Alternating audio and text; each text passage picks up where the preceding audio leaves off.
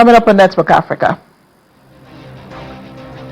Number of confirmed Ebola cases in the Democratic Republic of Congo rises to 808, with the death toll reaching 192.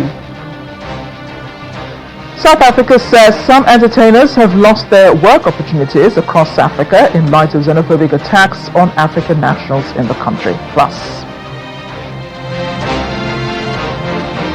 Cabo Verdeans ecstatic over their draw with Spain in their World Cup opener.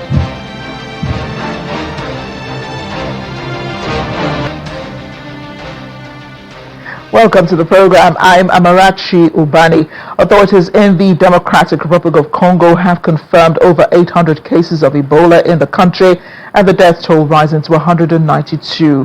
Health authorities reported 808 confirmed Ebola cases, including the deaths.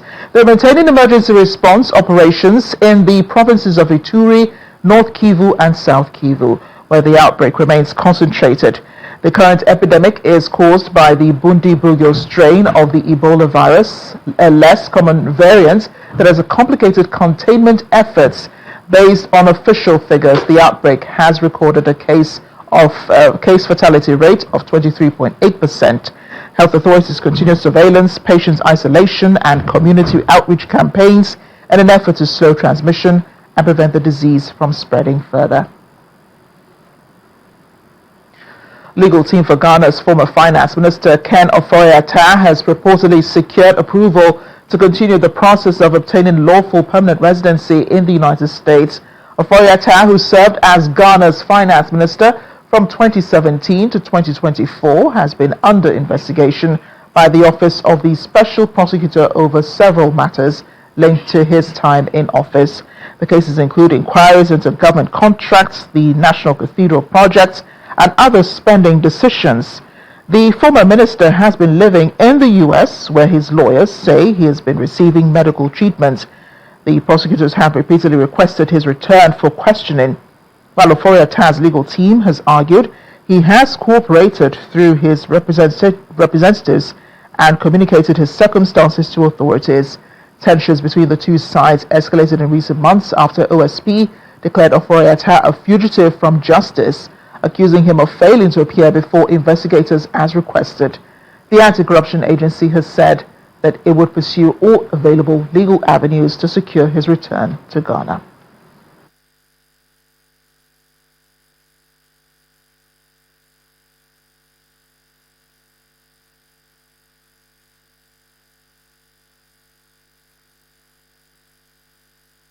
Well, it's becoming more difficult for South African artists to secure gigs across the continent, no thanks to the xenophobic attacks back in the country targeted at irregular migrants from other African countries.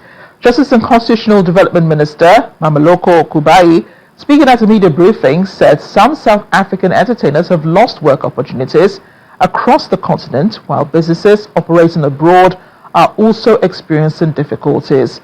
Kubai rejected claims that recent deportations and evacuations involving foreign nationals were motivated by xenophobia. She said the measures were aimed at addressing irregular immigration and enforcing the country's laws. But she did acknowledge that South Africa is facing increasing criticism and the fallout is having real economic consequences. She urged African nations to separate efforts to combat irregular migration from the treatment of foreigners who are legally living and working in a country, stressing that migrants with legal status should be protected and treated fairly wherever they reside. Well, more on Kubai's speech, who says South Africa's image is being damaged across the globe. It comes as about 6,000 Malawian nationals are being repatriated back to their country of origin. Several buses left for Malawi on Sunday. Many of them have been camping at a park in Durban.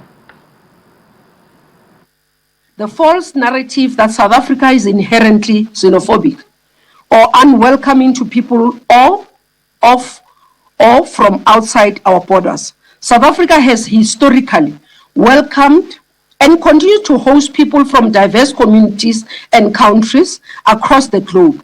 Our nation remains deeply committed to the African Union Agenda 2063, which seeks to promote a better, more integrated Africa for all.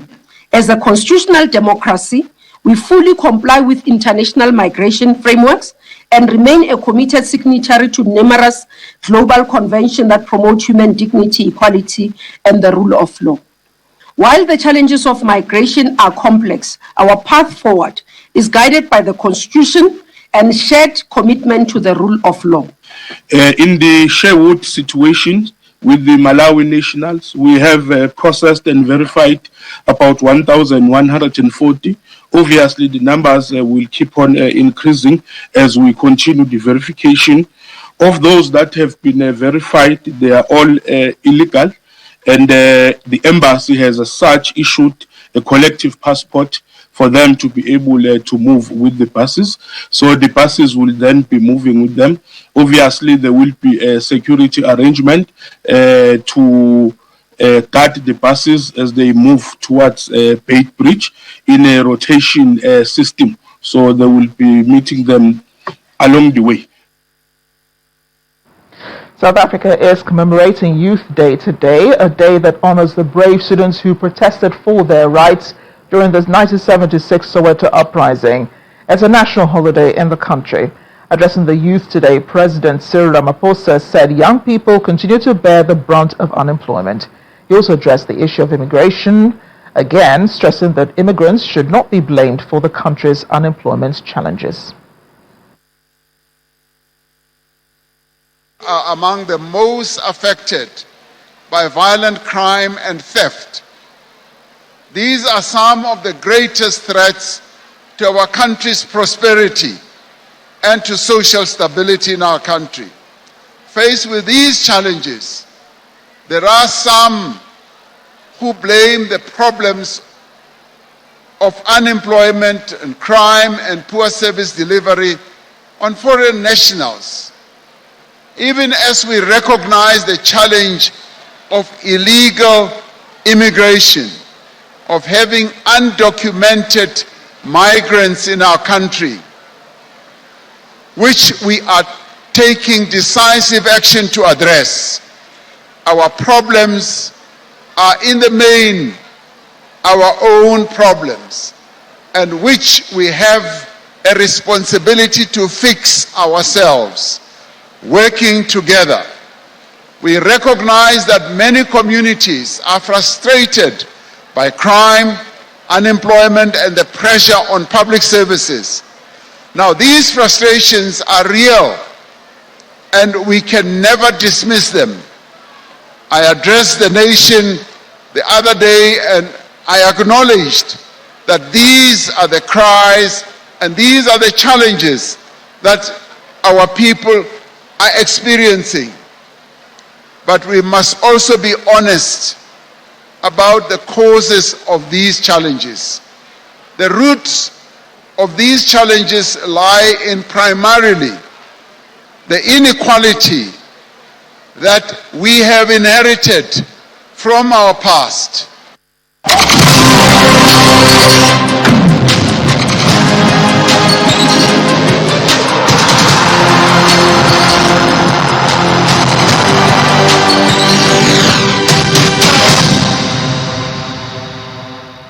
Let's talk football now at the FIFA World Cup holding in the United States, Mexico, and in Canada. One of the 10 African nations playing at the World Cup, Cabo Verde, was ecstatic after their match with Spain yesterday, not because they won, but because of the fact that the match ended in a draw.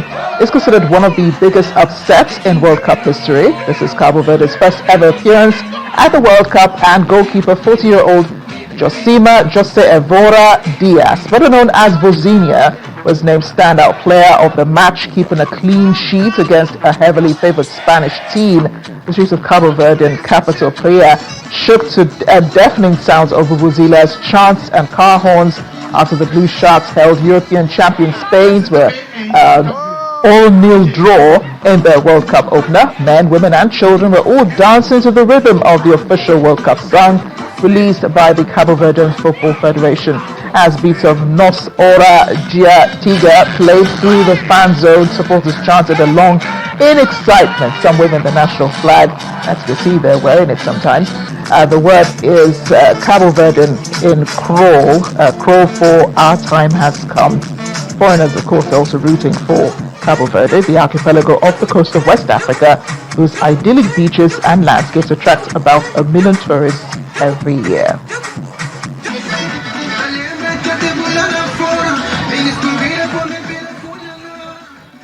Well, what may be considered another upset in this World Cup, Tunisia moving quickly to reignite their FIFA World Cup campaign by appointing experienced French coach Hervé Renard as head coach following the departure of Sabri Lamouchi after the team's opening defeat at the tournament. The Tunisian Football Association confirmed that Renard will take immediate charge of the Eagles Carthage as they attempt to recover from a difficult start to their World Cup journey. His first assignment, though, will be a crucial Group F encounter against Japan on June 20 in Monterrey. The decision follows Tunisia's heavy 5-1 defeat to Sweden in their opening match, a result that left the North Africans rooted to the bottom of their group and facing an uphill battle to qualify for the knockout stages.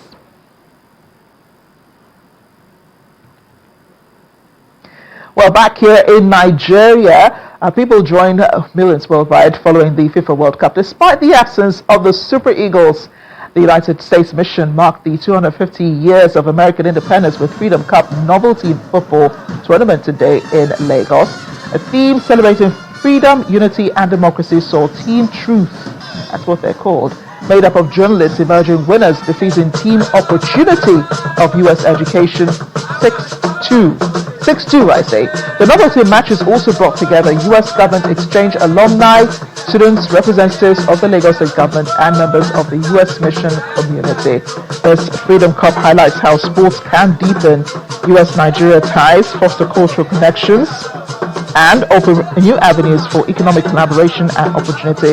Consul General Rick Swart presented medals to the winners and highlighted the importance of growing commercial and cultural ties between the United States and Nigeria. Unfortunately, the Super Eagles may not be on the pitch this year at the World Cup, but Nigeria is very much present at the World Cup 2026. From Afrobeat stars like Burna Boy and Rema, who are opening the tournament with their official FIFA World Cup 2026 songs Die Die and Goals. And also Davido is making history. Thank you. Shout out to Davido. Davido is making history as the first Nigerian artist to perform at the World Cup twice in a row. So congratulations, Davido.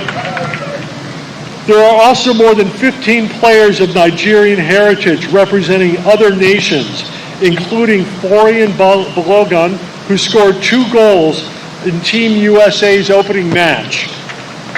Thank you very much. Players like Balogun, David Alaba of Austria, and Abere Eze of England, among many others, represent the growing global recognition that the Nigerian spirit of resilience, grit, and determination is producing some of the finest football talent in the world.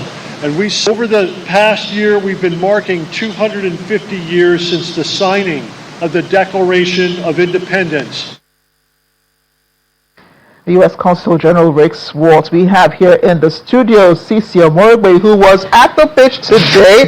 I didn't see you in any of the videos, though. I don't know why they didn't show it. I mean, the editor actually, I lifted the trophy.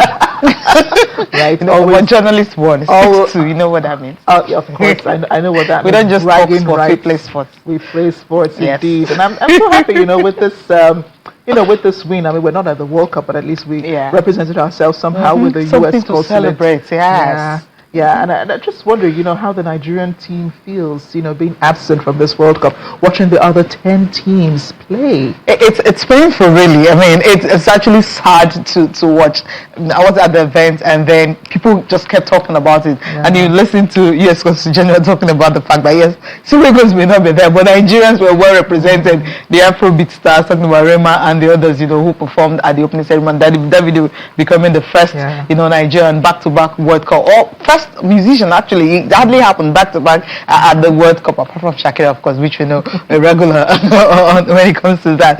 But then it was something that we were looking forward, normally, naturally. An event like that, you won't see so many journalists here. Yeah. But then lots of them are here. Few actually are the US because, okay, Nigeria is not there. So they're just following. But it's still painful. But then we are following all other African countries that are actually participating. And of course, we know that these are all just journalists. We can see you in the Okay, pictures yeah, there, right finally, there in the middle. yeah. Maybe someday you and the other journalists will be representing Nigeria somewhere at the World Cup or some international tournament. I wanted to talk very quickly about Cabo Verde. Yeah, you saw the joy on many of the fans back in prayer, people just celebrating and rejoicing. And the star of the match is the 40-year-old goalkeeper who became an instant sensation after that match, gaining over 5 million followers on Twitter. Okay. Or was it on Instagram? Talk about that match and why this means so much for them. They're making their debut. 500,000 people in that country. You know, you're looking at the country, they're making their debut at the World Cup. They're not up to 1 million. You're looking at Spain, 50 million people in Spain. Spain have won the Euros 4 times. They won the World Cup once, and then they have all the superstars coming in. And then it was the defensive masterclass that it actually set up. I think that's where, that's why this is actually historic for everyone that watched football. When you're playing against the Spanish team, we know they know how to keep the ball. For Cape Verde to be able to, match them for full 90 minutes without conceding a goal. I mean, the goalkeeper made 7 crucial saves. I mean, it's hard for you to do that against the Spanish team. Yes, they may not have an out-and-out striker that will get you the goals, but when Yami Lamar came on, we thought, okay, that's the guy that will do the very best and ensure that, yes, he will get the goal. He couldn't.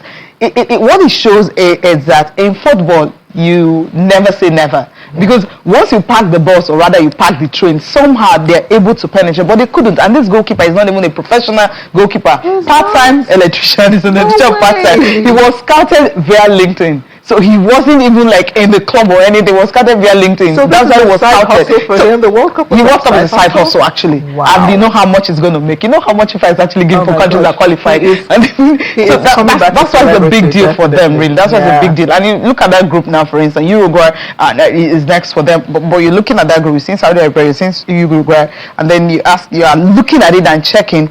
They might just have a chance of actually making it out of that group, because it's difficult for a country making a debut at the World Cup, not having much of a professional players in there, and then you are able to hold Spain. Yeah. They committed just 1 foul. I mean, how is that possible? That's why it's magical. And that's why it's historic, really. Game, I have to say that. But discipline. And then we're also seeing at this World Cup Tunisia changing its coach. I mean, how does that happen? I mean, the World Cup has barely started. I mean, we're just days into the World Cup and they're already changing coach. The head coach. This is something we haven't seen before. I've been checking history to see if it has ever happened. Yes, we've seen 2 days before tournament, Spain did that in Russia 2018. We've seen even Tunisia in 1990, France 98. They changed their coach two games into the tournament. We've seen that happening before, but this is the first time a coach is being fired after just 1 game. Right. But it was written in the stars, because when their former coach was fired, he qualified Tunisia to the World Cup without conceding a goal. Right? It was historic, because it's difficult for you to go through 10 games without conceding a goal. They scored 22 goals, not conceding any. Out of 30 points on offer for the qualifiers for the World Cup, they got 28 points. That's how big they were, coming into the World Cup. They at the Nations Cup, they couldn't continue with that, so they crashed at the round of 16 to Mali, and that's why that coach was fired. Of course, Lamuche came in. But build up to the World Cup, the warm-up games they played before the World Cup, when I say we saw the handwriting on the wall, they lost to Austria by a lone goal. They lost to Belgium 5-0. Yeah, but now into the World Cup, how could he change their fortunes in this World Cup? The fact that they're changing head coach. How would that impact? I think just maybe I was looking at the stats.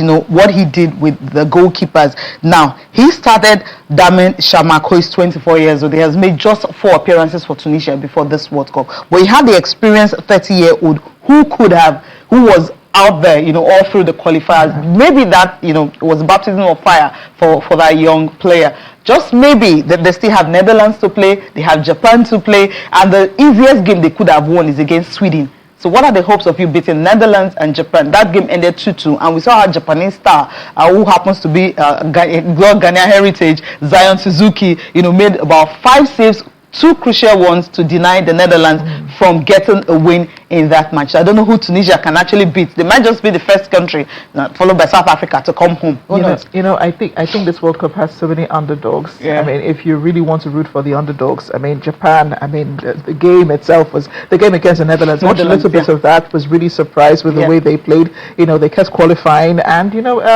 I think we'll see more surprises. Yes, we will see at this FIFA World Cup. There's Senegal France coming up tonight. Yeah, I can't wait for that. Sisi, you have a program coming up at 9 o'clock. I'm sure you'll be discussing this in much more detail than now. And of course, the sports news at 6 o'clock. Thank you again for joining us. Thank you.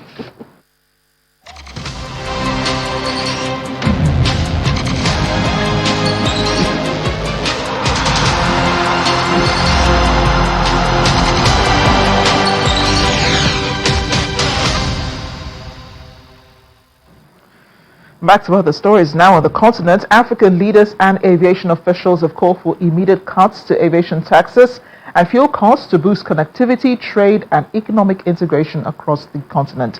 Speaking at the African Air Transport Convention and Expo 2026 in Lome, the Togolese capital, Rwanda's President Paul Kagame criticized the high taxes and bureaucratic hurdles choking intra-African flight routes. Aviation officials noted that lowering prices to achieve true regional connectivity requires tackling energy dependencies and a lack of market competition. The 5-day summit under the theme One African Sky aims to move the single African air transport market from rhetoric to execution. It brings together more than 500 delegates, including transport ministers and airline executives. Well, Ghanaian Foreign Minister Samuel Ablakwa has announced the upcoming Next Steps conference in Accra will focus on advancing the implementation of the United Nations resolution which recognizes the trafficking and racialized enslavement of Africans as the gravest crime against humanity. He added that gathering represents a strategic turning point and a critical opportunity to transform global consensus and to coordinate actions. So we'll see participants from the African Union, CARICOM, North America and Latin America strengthen coordination and advancing reparatory justice while also engaging European partners on accountability for the transatlantic slave trade.